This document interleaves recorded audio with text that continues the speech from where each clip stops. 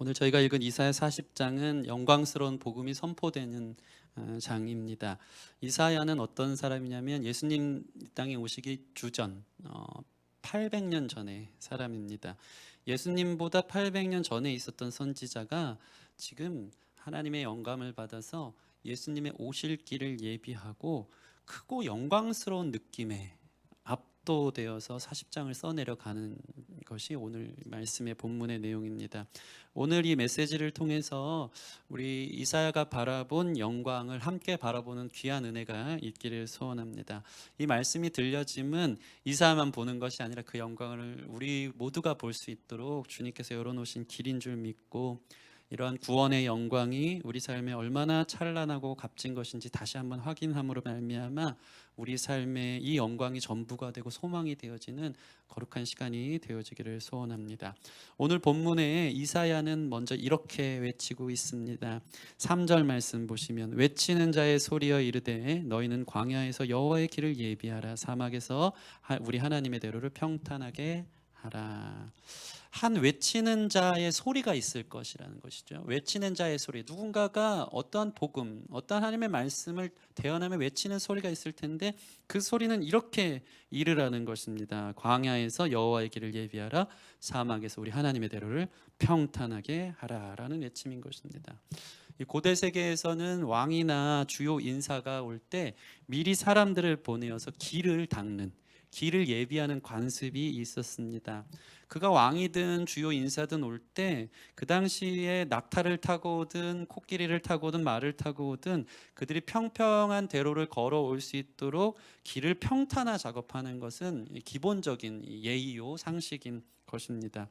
평탄화 작업하면 우리 군대 간 사람들 다 기억할 것입니다. 군대 가면 다 이거 하지 않습니까? 사단장님이라고 별 2개 스타가 뜬다 하면 모든 업무가 다 평탄화 작업으로 모든 대대가 중대가 거기에 휩싸여서 거의 없던 길을 만들어내는 경험들을 합니다. 하루 종일 그거 하는 거예요. 흙을 깔고 중장비차가 없으니까 하루 종일 뭐 하는지 아십니까? 삽으로 평탄화 작업을 하는 것입니다. 엄청 두드려서 우리 사단장님 오신다, 사단장님 오실 길을 예비하라 하는 것입니다. 이렇게 길을 준비하는 게 제가 말씀 준비하다 보니까 고대 세계에서부터 있었더라고요. 그때는 딱히 포장도로가 없었습니다. 길이 험하고 울퉁불퉁했고 여기저기 패여 있었기 때문에 미리 사람을 보내서 보수하도록 한 것입니다. 그렇게 위대한 인물이 올 수 있는 행착길을 열어놓는 것이 매우 중요한 일이었습니다. 이사야는 오늘 이렇게 얘기하는 것입니다. 지금 왕이 오신다. 왕이 오신다. 왕이 오실 행착길을 만들라고 선언하는 것입니다. 어떠한 소리를 통해서 왕의 길을 예비하라, 그 땅을 평탄케 하라, 대로를 열으라고 선언하는 것입니다. 저와 여러분들이 잘 아시는 것처럼 실제로 만왕의 왕이신 예수님, 평강의 왕이신 예수님이 이 땅에 오셔서 그분의 공생애를 시작하기 전에 이사야의 외침을, 이 소리를 외쳐야 하는 사명감을 가지고 외친 한 사람이 있었습니다. 그는 그 자신을 나는 외치는 소리다라고 이야기하며 이사야 40장의 말씀을, 그 예언을 성취하는 한 사람이었습니다. 그분은 누구입니까? 저 여러분들이 잘 아는 세례 요한입니다. 그는 사람들에게 주의 길을 예비하라 그러면서 회개를 선포하면서 회개의 세례를 베풀어 주면서 주의 길을 예비하라, 회개하라 천국이 가까이 왔다라고 하면서 하나님의 대로를 여는 예수님보다 앞선 사람으로, 예수님의 오심을 준비하는 사람으로 세워진 것입니다. 여러분, 하나님 나라는 저 여러분들이 잘 아는 것처럼 그곳은 왕국입니다. 킹덤입니다. 킹덤. 왕이 다스리는 나라, 왕의 통치 아래 있는 곳. 그래서 이 세례 요한은 이제 왕이 오신다, 그렇기 때문에 왕의 대로를 열라, 왕의 길을 예비하라라고 외친 것입니다.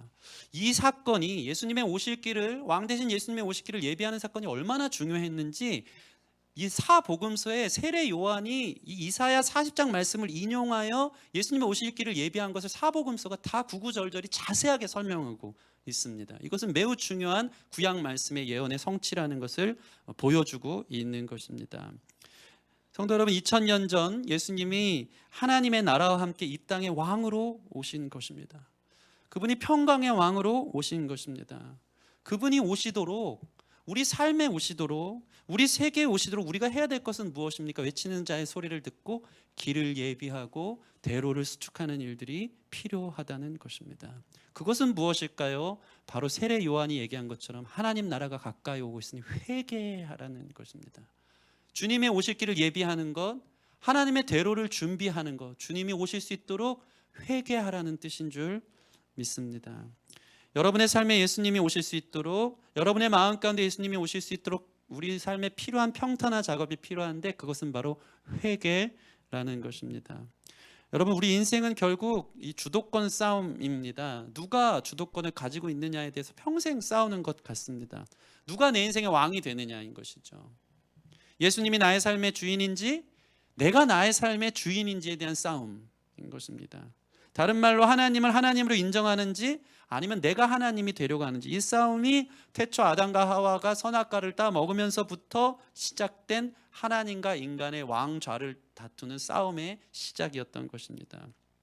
여러분, 그래서 항상 하는 얘기지만 신앙생활은 늘 잔잔한 호수와 같은 곳에서 젠틀하게 앉아서 팔짱 끼고 말씀 듣고 고개 끄덕이는 그런 수준이 아닙니다.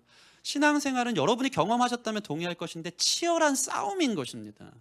내 죄의 본성, 내 스스로가 내 삶의 주인인 것처럼 내가 알아서 경영하고 내가 추구하는 행복과 기쁨을 찾아낼 거야, 내 삶의 왕은 나야 하는 그곳 가운데 하나님이 오시는 거예요. 예수님이 왕으로 오시는 거예요. 내가 통치해야 된다. 그분은 선한 목자로, 우리를 다스리는 양으로, 우리를 불쌍히 여기시며 다가오는, 우리를 누구보다도 사랑하시고 위해 주시는 하나님이신데, 우리는 하나님 필요 없어, 내가 원하는 행복을 추구할 거야, 하나님이 뭔데 나한테 배 나와라 감 나와라 해, 하나님에 대한 오해를 가지고 하나님의 왕으로 오심을 거부한 채 내가 내 삶의 왕으로 서기 위해서 늘 싸우는 모습들을 보게 된다는 것입니다. 아니나 다를까 저 2000년 전 예수님께서 이 땅에 오셨을 때 저 먼 동방 박사들이 유대인의 왕을 찾아서 별을 쫓아서 헤롯 궁전, 이 예루살렘 성에 도착합니다. 그때 기가 막히게 마태복음 저자는 이것을 고백하고 있어요. 유대인의 왕이 어디 있느냐, 내가 그에게 경배하겠다. 이 동방의 박사들이 오니까 이 마태복음에 이렇게 기록되어 있습니다. 당시 헤롯 왕과 종교 지도자들이 소동하기 시작했다는 것입니다. 소동했다. 이게 무슨 소동입니까? 마음의 소동이 일어나는 거예요. 내가 유대인의 왕인데, 내가 헤롯 왕이, 내가 이 자리를 어떻게 차지했는데 누가 지금 온다고? 유대의 왕이 태어난다고? 그에게 너희들이 경배하겠다고? 겉으로는 젠틀하게 나도 가서 그에게 경배하게 하라 하고 그가 어디서 태어났는지 자세히 물었지만 사실은 그는 내가 왕인데 누가 왕이래 하면서 그를 죽이기 위해서 계획하고 있는 모습이 보여지는 거예요. 그러니까 헤롯 왕은 그 동방 박사가 지나고 나서 당시 2세 밑에 아이들을 모두 다 죽여야지 앞으로 이 씨를 말리는 것이죠. 이 새로운 왕이 등극하지 못하도록 피비린내 나는 사륙의 역사를 써 내려간 것이 바로 헤롯 왕의 모습이고, 당시 종교 지도자들의 소동은 어떻게 결론이 나옵니까? 당시 종교 지도자들은 어땠을까요? 유대인들에게 있어서 종교 지도자는 마치 중세시대 교황의 권위와 같았어요. 하나님의 권능과 율법을 자기들이 가졌기 때문에 엄청난 유세를 떨었던 것이죠. 거의 왕적인 자리에서 신분 정치를 하는 것처럼 자기 자리들을 세웠던 사람인데, 유대인의 왕이 오신다고, 메시아가 오신다고 그 자리를 내줄 수가 없었기 때문에 결국 그들은 어떻게 합니까? 십자가에 못 박아 예수님을 죽입니다. 내가 왕이 될 거야, 누가 당신이 왕이래 하면서 여기서도 치열한 싸움을 보여주고 있는 것입니다. 예수가 죽느냐, 내가 죽느냐, 예수가 왕이 되느냐, 내가 왕이 되느냐의 치열한 싸움, 전쟁이 매일같이 일어나는 것, 날마다 내가 죽어야지 내 삶이 예수님이 되어지는 것, 그 회개, 그 싸움, 그것이 바로 신앙생활이라는 것입니다. 여러분, 예수님을 믿는다는 것은 그냥 단순히 취향에 따른 종교 선택이 아닙니다. 예수님을 믿는다는 것은 단순히 믿고 복받는 수준이 아닙니다. 예수님을 믿는다는 것은 내가 죽느냐, 예수를 죽이느냐, 한 발자국 양보 없는 전쟁과 같은 것입니다. 사탄 마귀는 우리를 계속 유혹합니다. 사탄경 1장 1절, 너의 주인은 바로 너다, 너의 인생의 주인은 바로 당신이다. 이게 사탄경 1장 1절인 거예요. 너의 삶의 왕이 너 자신이 되어져야 된다고 얘기합니다. 이것은 성경은 얘기합니다. 우리의 마음을 혼미케 하는 것이라고. 고린도후서 4장 4절, 그 중에 이 세상의 신이 믿지 아니하는 자들의 마음을 혼미하게 하여 그리스도의 영광의 복음의 광채가 비치지 못하게 함이니 그리스도는 하나님의 형상이니라. 왕, 영광의 광채, 독생하신 주님이 이 땅에 오셔서 왕으로 오시는 하나님의 형상을 가진 그분이 오시는데 세상의 신이 마음을 혼미케 하는 거예요. 그분은 왕이 아니다. 너에게 왕으로 올 경우에 너를 억압하고 군림하고 무섭게 통치할 것이다. 우리 삶에 이러한 하나님에 대한 오해와 불신이 얼마나 많습니까? 하나님이 누구신지에 대해서 제대로 알지 못한 채 교회를 다니면서도 하나님은 나를 벌 주시는 분, 무서운 분, 억압하는 분, 내가 하고 싶은 자유를 다 빼앗는 분이라고 생각할 때가 많은 것입니다. 이 세상 신이 잘못된 자유, 잘못된 행복, 잘못된 평안에 대해서 우리 마음에 주입시키고 너가 원하는 대로 사는 것이 진짜 행복이야 라고 가르칠 때 우리는 하나님이 우리 삶을 통치하는 것에 대해서 거부감을 느낀다는 것입니다. 그러나 하나님은 어떤 분입니까? 양으로 생명을 얻게 하고 더 풍성케 하시는 분, 우리를 사랑하셔서 그 아들을 죽기까지 내어주시는, 우리를 위하시는 분이라는 것을 여러분 기억하시고, 또 반대로 우리 자신을 봐야 돼요. 여러분이 왕이 되었을 때 여러분의 삶은 어땠습니까? 여러분 스스로의 삶을 한 자라도 구원해낼 수 있었습니까? 여러분이 원하는 추구하는 방식의 행복과 평안을 위해 나갔을 때 세상의 유한한 것으로 우리 마음을 채울 수 없는 우리 자신을 경험할 때가 얼마나 많은지 모릅니다.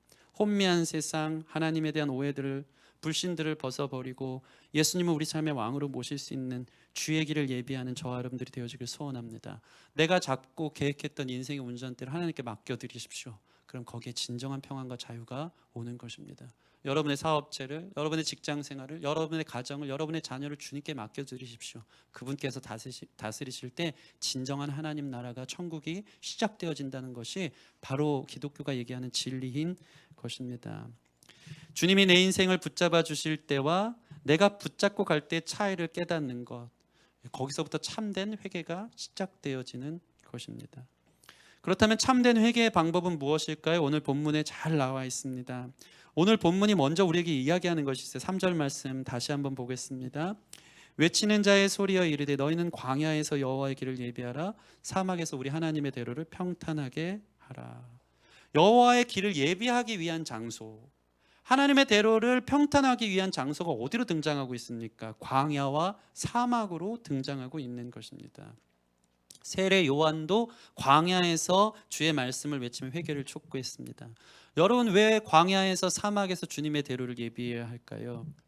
회개는 광야에서 할 수 있기 때문입니다. 광야는 우리로 하여금 회개를 이끌어내는 곳이라는 것입니다. 여러분 인생의 광야 같음을 경험하십니까? 그것이 바로 여러분 삶의 회개의 기회를 주시는 하나님의 은혜라는 것입니다. 이사야 40장 2절, 저희가 읽은 본문 바로 위에 절은 이렇게 이야기하고 있습니다. 이사야 40장 2절 같이 읽겠습니다. 시작. 너희는 예루살렘의 마음에 닿도록 말하며 그것에게 외치라. 그 노역의 때가 끝났고 그 죄악이 사함을 받았느니라. 그의 모든 죄로 말미암아 여호와의 손에서 벌을 배다 받았느니라 할지니라 하시니라. 여기서 얘기하는 이 본문 말씀을 보시면 너희는 예루살렘의 마음에 와 닿도록 말하라는 거예요. 오늘 말씀이 여러분 마음에 와닿는 말씀이 되어지기를 저는 바라는 마음으로 준비하고 기도함으로 지금 설교하고 있는 것입니다. 근데 이렇게 얘기하는 거예요. 그 노역의 때가 끝났다라고 선포하라는 거예요. 이 얘기를 다시 얘기하면 모든 인생의 전제가 있어요. 그것은 무엇이냐면 인생은 노역의 때와 같다라는 것입니다. 노역이 무엇일까요? 노예로 부려지는 삶을 말하는 것입니다. 국어사전을 제가 찾아봤어요. 노역, 고용인에 의해 일방적으로 혹사를 당하는 것, 이게 노역인 것입니다. 고용인은 누구일까요? 이 세상 신 마귀겠죠. 그가 우리 삶에, 너가 너의 삶의 주인이라고 하면서 사실은 일방적으로 우리의 삶을 혹사시키고 있는 것입니다. 사단의 유혹과 죄에 대한 유혹에 빠져있는 우리가 맞장구 쳐서 그 삶이 진짜 기쁨이고 행복인 것처럼 다가가지만 사실은 노역하고 있는 것입니다. 혹사당하고 있는 것입니다. 힘들고 어려운 일, 몹시 괴롭고 힘든 삶, 광야 같은 인생을 사는 저와 여러분들이 있습니까? 오늘 말씀은 얘기합니다. 그곳에서 바로 회개할 수 있는 기회가 시작되는 것이다. 여러분 삶은 어떻습니까? 갈등이 없는 삶을 살고 있습니까? 여러분 삶에는 진정한 안식이 있습니까? 인간관계는 어떻습니까? 부모님과의 관계, 부부와의 관계, 자녀와의 관계, 아니면 함께 일하는 사람과의 관계는 어떻습니까? 버겁지 않습니까? 특별히 이 세상의 정치가들은 늘 약속합니다. 이 세상 통치하에서 내가 평화의 시대에 전쟁이 없는 시대를 만들겠다라고. 그러나 여러분 그거 아십니까? 지구 역사상 전쟁은 50년마다 한 번씩 크게 일어난다고 합니다. 저는 늘 생각했어요. 내가 살아있는 한 세대의 전쟁을 경험한다는 것인데 거의 내가 살아있는 7, 80년 인생 속에 나는 전쟁을 경험하지 않는 것 같구나. 6.25는 이전의 세대의 이야기구나 라고 생각하고 있었는데 저와 여러분들은 지금 무슨 전쟁을 겪고 있습니까? 코로나 대전쟁을 겪고 있는 것입니다. 이것이 바로 인간이 통치한 인류 문명의 노역과 같은 지긋지긋하고 힘든 평안이 없는 진정한 안식이 없는 버거운 삶의 연속인 것입니다. 하나님이 통치하지 않도록 인간이 인본주의 속에 만들어낸 과학 문명의 결과가 결과적으로 이렇게 파괴적으로 전쟁을 방불케 하는 어려움으로 몰아온 것이 바로 하나님 없는 인생은 이와 같이 노역이고 광야와 같다는 것을 깨닫게 하기 위한 회개의 방편이 되어지는 것입니다. 그런 의미에서 얼마나 감사한 건지 몰라요. 아담과 하와가 죄를 범했을 때 아담은 평생 일하는 노동을 주셨고 하와에게는 아이를 낳는 고통을 주셨어요. 왜 하나님이 그러셨을까? 그 고통 속에서, 그 고된 삶 속에서 이제 하나님의 이름을 부를 수 있는 기회가 열리기 때문에, 그래서 죄 가운데 은혜가 더하는 것을 깨달으라고 우리 인생의 삶의 광야를 주신다는 것입니다. 제가 뉴스를 봤는데 코로나로 인해서 미국은요 2차 세계대전 참전 용사보다 더 많은 사람들이 지금 코로나로 죽었다는 것이죠. 진짜 전쟁이에요. 진짜 결국 인간이 그렇게 공수표처럼 던지면서 정치인들이 얘기하는 진정한 평화의 나라, 전쟁 없는 나라를 만들려고 했지만 인간이 사는 세상에 결국은 이 모양 이 꼴인 것입니다. 하나님을 등진 모든 인류는 비참한 노역에 시달립니다. 여러분의 삶은 이 노역의 세계에서 벗어났습니까? 고단한 삶이 계속되지 않습니까? 그것이 바로 저와 여러분들이 통치하는 삶의 한계라는 것을 여러분 인정하시길 바랍니다. 그 광야의 은혜가 넘침을 믿기에 회개의 기회를 삼을 수 있는 저와 여러분 됐으면 좋겠습니다. 참 감사한 건 성경에 보면요, 이 늘 중요한 인물들의 삶의 배경이 어딘지 아십니까? 광야라는 것입니다. 광야에서 사람이 돌아서요. 광야에서 그 사람이 바뀌어지는 것이죠. 엘리야도 40일을 금식하여 광야로 내쫓겨서 결국 그곳을 걷다가 호렙산에서 다시 한번 사명의 자리로 나아갑니다. 모세도 광야의 유랑 속에서 떨기나무에 하나님을 만나고 그의 인생이 달라집니다. 저희가 잘 아는 이스라엘 광야의 40년을 여러분 기억하십니까? 하나님이 왜 그들을 광야로 인도하셨습니까? 홍해를 건너서 단지 11일 만에 약속의 땅 가나안으로 건널 수 있었는데 그들은 회개하지 않았어요. 하나님 앞에 대한 불신앙에 대한 요소, 하나님을 신뢰하지 않고 불순종하며 그 길을 걸었기 때문에 하나님이 그들을 회개의 기회를 주시려고 광야길로 그들을 돌리는 거예요. 광야에서 회개하라고. 너희는 내 백성이라고. 우리 신명기 8장 2절 말씀 제가 읽어드리겠습니다. 내 하나님 여호와께서 이 40년 동안에 내게 광야 길을 걷게 하신 것을 기억하라. 이는 너를 낮추시며 너를 시험하사 내 마음이 어떠한지 그 명령을 지키는지 지키지 아니하는지 알려 하심이라. 이스라엘이 홍해를 건넜는데 믿음이 없어서 광야로 인도되어졌고 그곳에서 하나님은 이스라엘을 낮추십니다. 그들을 시험합니다. 그 결과 어떤 일이 벌어졌습니까? 광야의 1세대, 불순종과 불신앙의 1세대는 완전히 죽고 새로운 세대, 여호수아 세대, 순종의 세대가 일어나서 드디어 가나안 땅을 밟는 옛사람의 자아, 옛세대의 자아들, 광야 속에서 자기가 왕이 되어서 살아갔던 그들의 삶은 완전히 회개하여 죽고 새로운 자아, 예수님을 왕으로 섬기는 세대들이 일어나 약속의 땅을 밟는 결과를 저에게 롤모델로 보여주고 있는 것입니다. 여러분 경험해 보셨을 것입니다. 여러분 인생의 광야 속에서 신앙이 망가졌습니까? 아니면 더 세워졌습니까? 여러분 안에 성령이 계시다면 인생의 광야를 만났을 때 여러분의 신앙은 더 온전히 빛이 나는 것입니다. 더 붙잡게 되고 더 기도하게 되고. 되게 재밌어요. 말씀이 광야에서는요, 말씀은 확성기처럼 크게 들린다고 해요. 힘들지 않을 때는 백날 얘기해도 잔소리로 들려요. 하나님의 잔소리, 듣기 싫은 얘기, 또 그 얘기. 힘들 때 보세요. 늘 구구절절에 올라오는 큐티 본문 한 구절, 어디선가 다가오는 그 문자 메시지 하나의 말씀 보고 자기가 힘들 때는 하나님이 나를 위로하시네, 하나님 살아계시네, 말씀이 크게 들리기 시작하는 것입니다. 그 모든 것이 바로 여러분을 향한 회개의 기회이기에, 여러분의 삶에 광야가 있다면, 너무 외롭고 힘이 든다면, 야곱처럼 자기 욕심대로 살다가 에서를 피해 도망쳐서 그도 광야로 가거든요. 광야에서 여러분 보세요. 밤중에 혼자 자는 거예요. 그 추운 사막의 기후 속에서 그가 유일하게 의지할 수 있었던 건 무엇이었죠? 돌베개. 그 상황을 상상해 보세요. 짐승들의 울음소리, 그 아무것도 없는 그 광야 한복판에서 바람 소리와 함께 그 추운 곳에서 돌베개 베고 자는 야곱의 처량한 신세, 그곳에서 그는 어떠한 마음이 들었을까요? 돌베개가 크게 의지가 됐을 것입니다. 저도 혼자 몇 번 잡아서 하는데 이 베개 하나가 그렇게 의지가 돼요. 이거 끌어안고 사는 것이죠. 인생에 자기 욕심대로 살다 도망쳐온 광야 가운데, 근데 하나님은 어떠한 길을 예비하십니까? 완전히 낮아진 야곱의 삶의 그 베델에 하나님이 사닥다리를 보내주셔서 하나님의 임재의 놀라운 영광을 보여주는 하나님 만나는 역사가 광야에서 있었던 것입니다. 여러분, 그래서 여러분의 인생이 요즘 힘듭니까?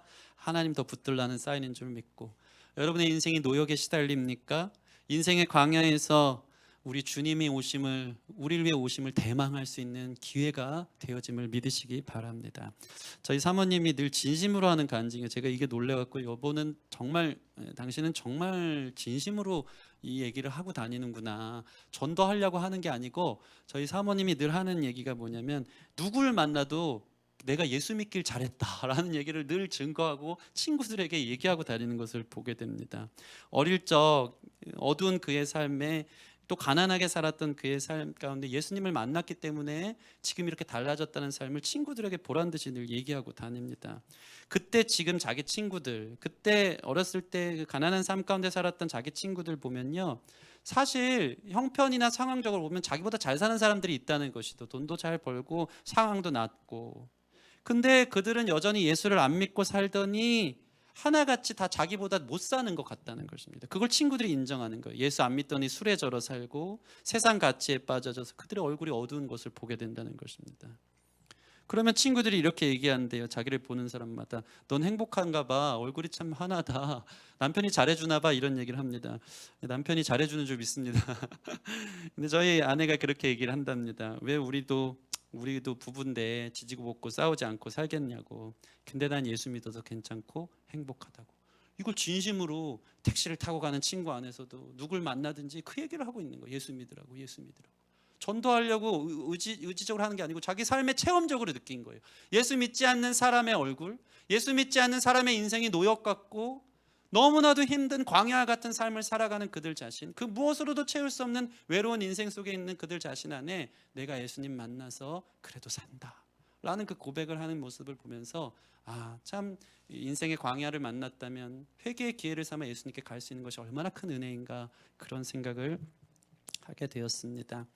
외롭고 힘들고 세상 욕심으로 살다 광야로 쫓겨나오신 분들이 있다면 이제 철저하게 하나님을 향하는 저와 여러분들이 되어지길 소원합니다. 그러면 주님의 말씀이 들려오기 시작하는 것입니다. 힘들 때 한 구절 한 구절 말씀이 여러분을 회개로 이끌기에, 오늘 여러분의 삶이 광야라면 이 말씀 듣고 회개할 수 있는 저와 여러분들이 되어지기를 소원합니다.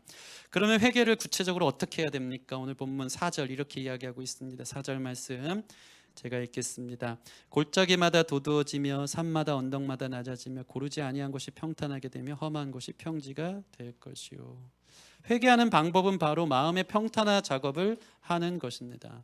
첫 번째는 골짜기마다 도두어지며 라고 나와 있어요. 먼저는 골짜기마다 도두라는 것입니다. 골짜기를 메꾸라는 것입니다. 골짜기는 무엇입니까? 평지와 평지 사이에 갈라진 틈, 낮은 구릉지대, 깊이 파인 부분을 골짜기라고 얘기할 수 있습니다. 마음이 골짜기진 사람들이 있어요. 깊이 파여 있는 사람들이 있다는 것입니다. 이 사람들은요, 한없이 자기 자신을 파고 파서 낮아진 사람들이에요. 여기서 얘기하는 낮아진다는 것은 겸손을 말하는 게 아닙니다. 자기 삶은 구제불능이다, 나의 삶은 이 모양 이 꼴이다, 절망 속에 자기 삶을 갖다 놓는 거예요. 나 그냥 이렇게 살다 죽을래 하면서 자포자기하는 인생들, 골짜기와 같은 인생인 것입니다. 나 같은 인생, 그들은 얘기하는 거예요. 하나님도 어떻게 할 수 없어. 하나님도 변화시킬 수 없어. 하나님이 내 상처를 바꿀 수는 없어. 하나님이 내 상황은 바꿀 수 없어. 완전히 골짜기로, 상처로, 자기의 어두움으로, 절망 가운데, 그 깊이 패여져 있는 이 절망 가운데, 골 가운데 있는 사람들을 얘기하는 것인데, 그들은 이렇게 얘기하죠. 나 다 해봤는데 소용없어. 결국 이게 인생이야. 하나님 어디 있나 한번 나한테 데리고 와보라 그래 하면서 신세 한탄을 하는 사람들의 모습입니다. 여러분, 이 말이 겸손으로 들립니까? 그렇지 않습니다. 저는 이것은 바로 지극히 높은 교만이라고 생각합니다.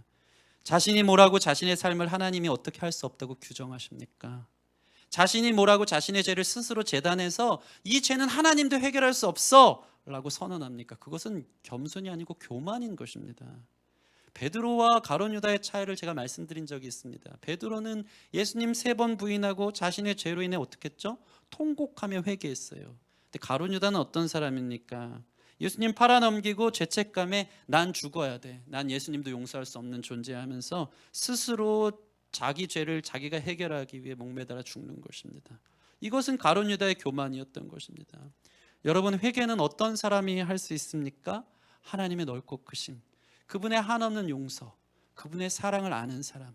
비록 내가 주님 앞에 고개를 들 수 없지만 주님은 나를 고치실 수 있어, 주님은 나를 용서해 주실 수 있어, 주님은 나에게 새로운 삶을 주실 수 있어라고 겸손하게 나아가는 사람이 바로 골짜기를 평탄화 작업하는, 골짜기를 메꾸는 사람들의 마음가짐이라는 것입니다. 주님이 말씀하세요. 이사야 1장 18절, 오라 우리가 서로 변론하자. 너희 죄가 주홍 같을지라도 눈과 같이 희어질 것이요. 주홍 같은 죄를 주님이 눈과 같이 희어지게 하길 원하십니다. 오라 우리가 변론하자, 대화하자. 너 혼자 해결하려고 하지 마, 너 혼자 끙끙 앓지 마, 너 혼자 자포자기 하지 마, 내가 해결할게. 사람은 할 수 없으나 하나님인 나는 전능한 하나님이 하면서 우리를 기다리시는 주님 앞에 회개하는 방법은 주님 앞에 나아가는 거예요. 골짜기 같은 상한 마음 닫고, 하나님 제 눈물 닦아주세요, 주님 제 상황을 역전시켜 주세요, 저를 용서해 주세요 하고 나아오는 모습이 바로 회개의 방법인 줄 믿습니다. 다음은 산마다 언덕마다 낮아지는 것이래요. 골짜기는 이 빈틈을 평탄화 작업하는 것은 하나님의 마음으로, 하나님의 용서와 자비와 사랑으로 메꾸는 것이라면, 다음은 산마다 언덕마다 높아진 사람들이 낮아지는 것이 바로 회개의 방법이라는 것입니다. 주님 앞에서 여러분의 교만을 낮추시기를 바랍니다. 이것은 반대로 이걸 얘기하는 거예요. 내 능력과 내 힘대로 죽어라고 살면 돼 하는 이 교만을 버리라는 것입니다. 여러분의 젊음이 언제까지 갈까요? 여러분의 건강이 언제까지 갈까요? 여러분이 추구하는 그것은 과연 영원한 것입니까? 그 잘나가는 그러한 삶이, 젊은 사자는 궁핍하여 줄일지라도 여호와를 경외하는 자는 주님 앞에 선다고 이야기합니다. 여러분이 젊은 사자와 같이 뭐든지 잘 되는 것처럼 사십니까? 그게 영원하지 못합니다. 그게 전부를 말하는 것이 아니고, 이 세상 모든 소유와 물질과 가치는 다 유한한 것입니다. 그 앞에 높아진 산과 같은 자들이 있으면 겸손히 낮추는 것입니다. 주님 앞에 나는 아무것도 아니구나, 주님 없는 인생은 의미 없고 먼지와 같구나, 이것을 고백하는 것이 바로 회개의 방법이라는 것입니다. 여러분이 인류가 하나님 앞에 얼마나 높은 산처럼 높아져 있었습니까? 그러나 하나님 없이 세워간 인류 역사의 성적표는 베일이고 낙제입니다. 우리는 하나님 앞에 낮아져야 됩니다. 하나님 앞에 항복하는 것입니다. 주님 없으면 살 수 없습니다. 이 연하고 부드러운 상한 마음이 우리로 하여금 회개를 불러일으키는 성령의 거룩한 마음인 줄 믿습니다. 동방 박사가 예수님, 아기 예수님 앞에 왔을 때 그들이 제일 먼저 황금과 유향과 모략을 하나님 앞에 드리기 전에 한 게 있어요. 그게 성경엔 이렇게 얘기하고 있습니다. 예물을 드리기 전 그들은 먼저 아기 예수께 엎드려 경배했다라고 나와 있습니다. 여러분, 예배를 드리고, 오늘 예배를 드리고 헌금을 하고 여러분 삶을 헌신으로 드리기 전에 먼저 중요한 것은 높아진 산들마다 완전히 엎드려지는 것입니다. 만약에 이 엎드림, 하나님 앞에 낮아짐, 겸손함으로 나아가는 것을 배제한 채 여러분이 드리는 예배, 여러분이 내는 헌금, 여러분의 헌신은 자칫 거짓일 수 있는 것입니다. 왜 그럴까요? 어떠한 예배, 어떠한 헌신, 어떠한 헌금을 드렸든지 엎드리지 않고 드린다면 그것은 사실 하나님께 종교적 보상을 바라는, 하나님과 거래하는 어떠함, 나 자신이 내가 이렇게 예배했으니까, 내가 이렇게 헌신했으니까, 내가 이렇게 헌금했으니까 내가 원하는 복을 달라고 하는 왕의 보좌에서 그 교만한 자리에서 내려오지 않으려는 그 모습이라는 것입니다. 먼저 하나님 앞에 예물을 드리기 전에, 먼저 하나님 앞에 헌금하고 헌신의 삶을 드리기 전에 엎드리십시오. 납작하게 엎드리십시오. 그때 하나님의 통치와 주권이 내 삶에 임함을 통하여서 감사함으로 헌금하고 우리 삶을 드리는 것, 감사함으로 예배하는 것, 이것이 온전한 순차적인 방법이라는 것입니다. 이러한 회개가 주님의 오실 길을 준비하는 저와 여러분 안에 일어나기를 소원합니다. 자, 이렇게 회개하는 자에게는 어떠한 일이 벌어집니까? 5절 말씀, 오늘 본문 마지막 절인데 같이 읽겠습니다. 시작. 여호와의 영광이 나타나고 모든 육체가 그것을 함께 보리라. 이는 여호와의 입이 말씀하셨느니라. 회개하는 자에게 특권이 있어요. 그건 무엇이냐면 여호와의 영광을 보게 된다는 것입니다. 이 서론에 말씀드린 것처럼 이 이사야의 말씀은 그대로 인용되어 세례 요한을 통해 사복음서에 예수님의 오심을 준비하는 세례 요한의 입술을 통해 선포되었다고 합니다. 여호와의 영광이 나타나고 라고 이야기되었는데 누가복음만 조금 다르게 표현되어져 있어요. 우리 한번 같이 찾아보겠습니다. 여러분 성경 있으면 찾고 앞에 있나요? 누가복음 3장 4절에서 6절 말씀. 감사합니다. 우리 간사님 너무 감사해요. 김종근 간사님입니다. 네, 기억해 주시고 기도해 주시기 바랍니다. 누가복음 3장 4절에서 6절 말씀 같이 읽겠습니다. 시작. 선지자 이사야의 책에 쓴 바 광야에서 외치는 자의 소리가 있어 이르되 너희는 주의 길을 준비하라. 그의 오실 길을 곧게 하라.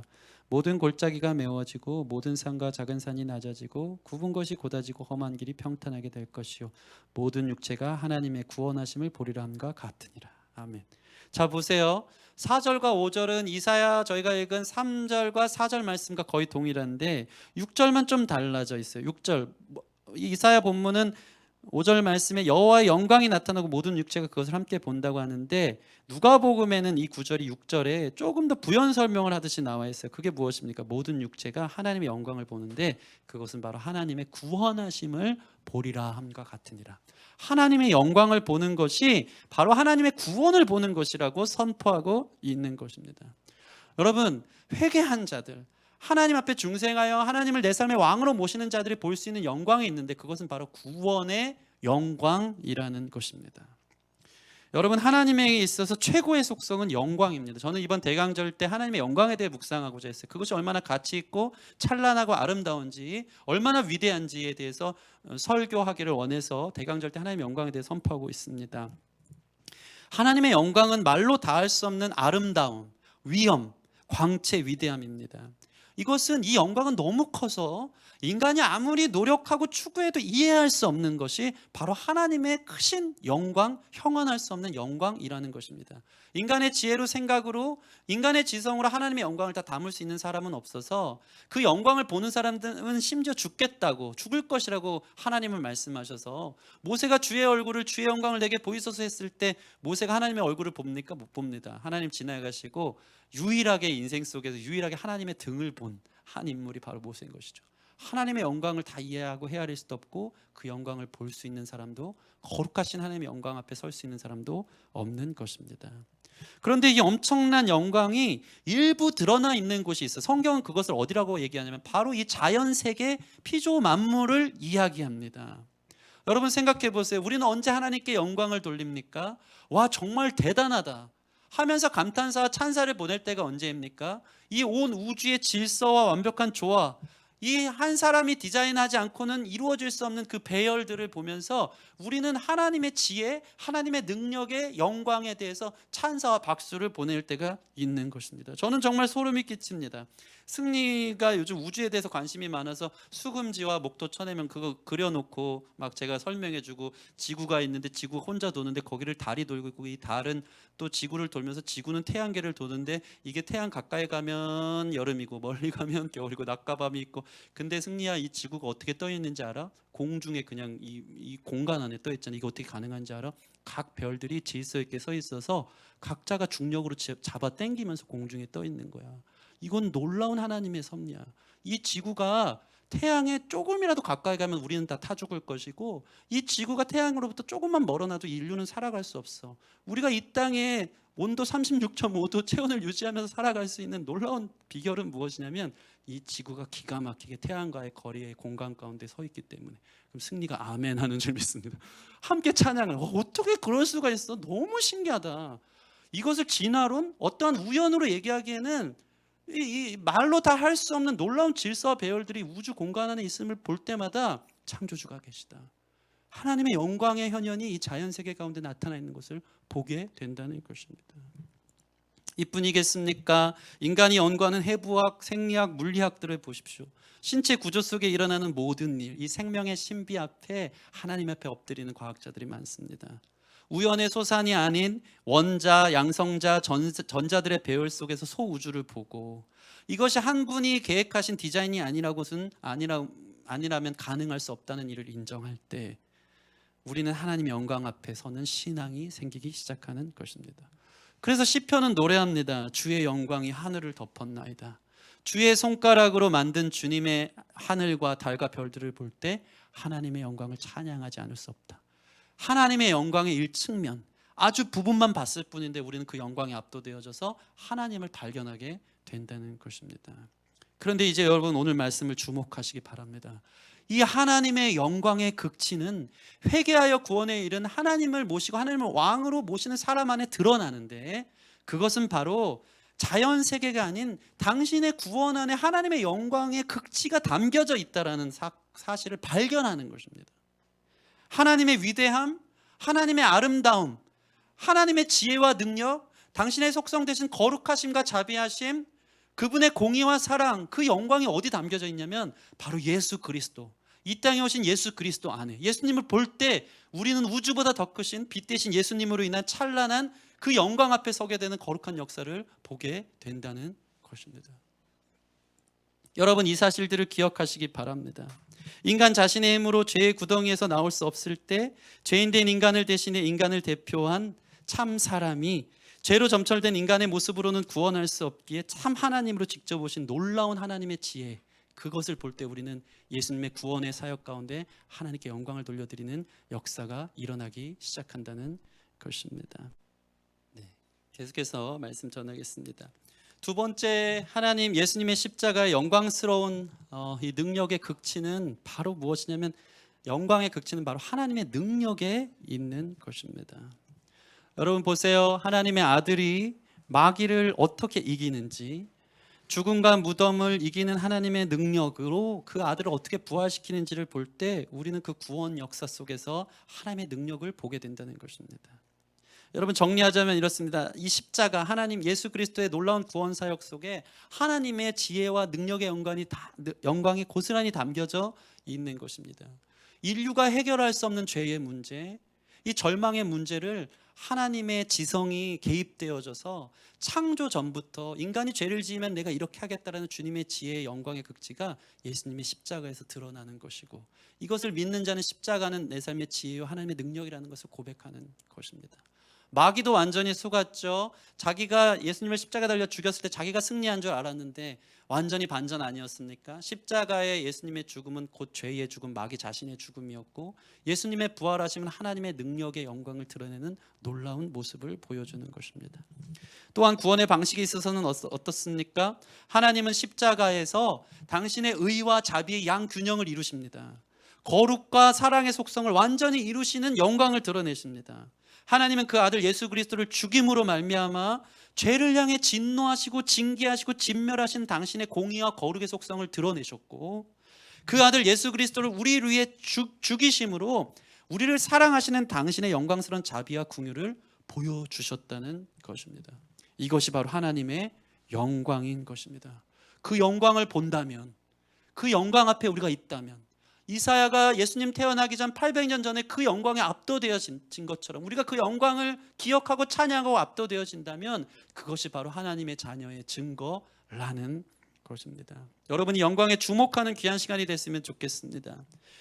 놀라운 사실은 이 놀라운 뉴스에 아무도 주목하지 않는다는 것입니다. 제가 말씀을 준비하면서 과연 내가 주목하는 뉴스는 무엇인가, 나를 영광스럽게 하는, 나의 삶의 어떠함을 이야기하는 뉴스는 무엇인가 라고 생각할 때 저의 삶의 최고의 영광되는 것은 요즘 손흥민의 경기를 보는 것입니다. 메시와 호날두보다 더 난리가 난 그의 리그를 보면서, 새벽에도 그 축구를 보면서 저희 형님들이 있는 카톡방에 이야 대단하다 하면서 유튜브 막 보여주고 영광과 찬사를 올리는 것입니다. 우리의 뉴스, 최고의 영광을 돌릴 수 있는 뉴스는 세상적인 것에 국한될 때가 얼마나 많은지 모릅니다. 집값이 어디에 오르느냐 안 오르느냐, 이 코로나 속에서 어떻게 우리가 살아가느냐, 백신이 있느냐 없느냐, 거기에 자녀가 좋은 대학 가고 직장 문제가 어떻게 해결되느냐의 뉴스에 우리의 모든 관심이 주목되어져 있는 것입니다. 저도 그런 사람이었습니다. 그런데 이 목사의 직업이 뭔지 얼마나 감사한지 말씀을 준비하면서 이 영광에 목도하기 시작하고 이 영광에 제 무릎을 치기 시작하는 것입니다. 그리스도인의 영광은 무엇인가? 우리가 바라봐야 할 최고의 영광은 무엇인가? 우리 인생의 획을 긋는 최고의 뉴스와 사건은 무엇인가? 그것은 바로 구원의 영광이라는 것입니다. 이 사건만 생각할 때 우리는 소름이 끼치고 그 앞에 감사하고 감탄하며 어떻게 이러한 놀라운 뉴스가 소식이 나의 삶에 들어와서 내가 이것을 깨달았을까 하며 하나님 앞에 감사와 찬양을, 이루 말할 수 없는 감사와 찬양을 올려드리는 것, 그것이 바로 구원의 영광을 체험한 이사야가 본 환상을 본 그와 같은 사람의 모습인 줄 믿습니다. 이 말씀이 저는 제 앞에 서는 순간 너무 벅차게 말씀을 준비하는 거예요. 여러분, 이 기쁨에 동참하기를 소원합니다. 막 어떻게 이걸 표현하지? 너무 좋은데? 어떻게 이럴 수가 있지? 우리 사모님 얘기한 것처럼 나와 같이 작은 삶에, 부족하고 초라한 삶에 예수 믿으니까 된다. 예수님이 전부다. 예수님이 왕이 되었을 때 내 인생이 달라진다. 친구들이 그 모습 보면서 너의 얼굴이 다르다. 너 뭐가 그렇게 행복하니? 라고 얘기하는 그 모습들 속에서 경험한 것처럼 우리 삶의 최고의 영광은 하나님의 지혜와 능력, 당신의 공의와 사랑이 예수님께 고스란히 보여질 수 있는 그 구원의 영광, 그 은혜에 참여하는 사람들의 모습인 줄 믿습니다. 말씀을 마칩니다. 여호와의 영광이 나타나도 모든 육체가 그것을 본다고 하는데, 사실 하나님의 구원은 말씀대로 모든 육체에게 열려 있으나 그것을 실상 모두 보지는 못하는 것 같습니다. 여러분, 오늘 말씀을 정리하면 어떤 자에게 보여질까요? 인생이 노역이 지긋지긋하고 광야 같은 인생을 사는 사람들 안에, 지극히 겸손한 마음으로 낮아진 여러분의 마음 안에, 회개하는 자들 안에 이 그리스도의 놀라운 구원의 영광이 보여지기 시작한다는 것입니다. 이 땅의 영광에 주목하는 사람들은 이 하나님의 영광을 보지를 못합니다.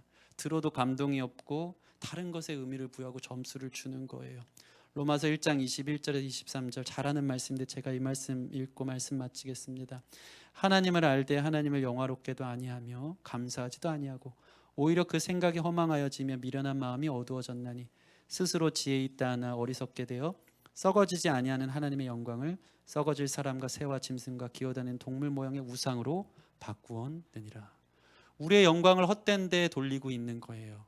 하나님의 놀라운 구원의 영광이 우리 삶의 가장 큰 뉴스요 사건인데, 우리의 사건은 헛된 우상에게 주목하는 것입니다. 썩어질 세상의 영광, 썩어질 세상의 물질, 썩어질 세상에 내가 가진 알량한 그 무엇, 그 유한한 무엇에 영광을 돌리고 그 뉴스에 주목하고 그것에 우리의 의미를 부여하면서 우리는 하나님의 영광을 세상 우상 대체물로 바꾸어 놓고 하나님 앞에 감사도 영화롭게 하지도 않고 미련한 마음에 어두워진 상태에 있을 때가 많은 것입니다.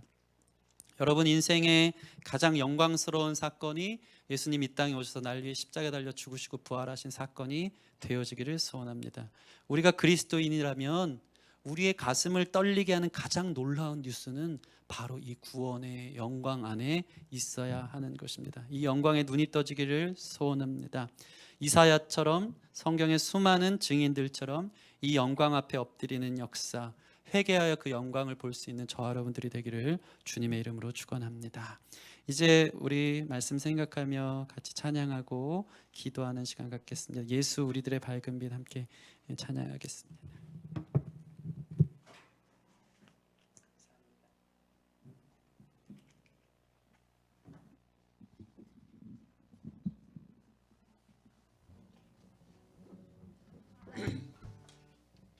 그 구원의 영광을 보신 분이 계시다면, 그 하나님의 이루 다 말할 수 없는 그 영광의 극치를 여러분 삶 가운데 경험한 분이 계시다면, 이 찬양이 여러분의 고백의 중심의 찬양이 되어질 줄 믿습니다. 우리 함께 예수 우리들의 밝은 빛 찬양하고 기도하는 시간 갖겠습니다.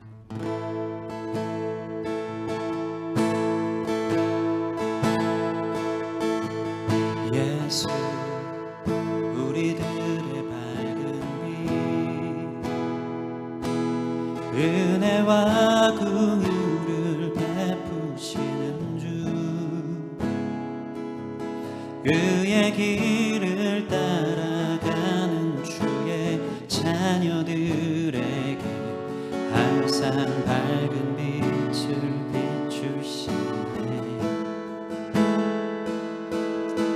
그는 구원의 주 하나님, 공의로 세상을 다스리시네. 주를 경외하는 자들에게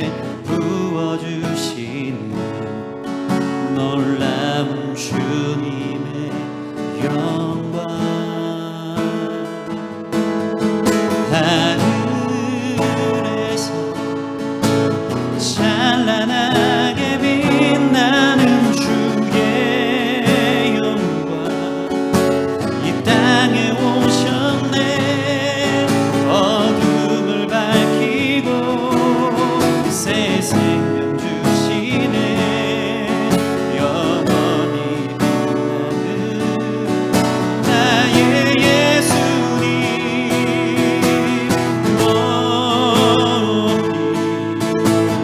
영광과 찬양 받으실 그 이름 경배합니다. 슬픔을 거두고 내게 자유 주시네 기쁨의 눈을 영원한 나의 빛 예수께. 오늘 그 예수님의 구원의 영광 앞에 합당한 예배를 올려드리는 시간 되었으면 좋겠습니다. 그 영광을 본 자는 그 영광에 압도되어져서 그 찬란한 아름다움, 그 위대함, 하나님의 능력과 지혜, 당신의 거룩과 사랑의 속성 앞에 영광 돌리며 예수 그리스도를 높이는 일이 있는 줄 믿습니다. 그 영광을 함께 보며 다시 한번 독창 감격으로 예배하며 나아가십시다. 예수 우리들의 밝은 빛 은혜와 긍휼을 베푸시는 주 그의 길을 따라가는 주의 자녀들에게 항상 밝은 빛을 비추시네. 그는 구원의 주 하나님, 그는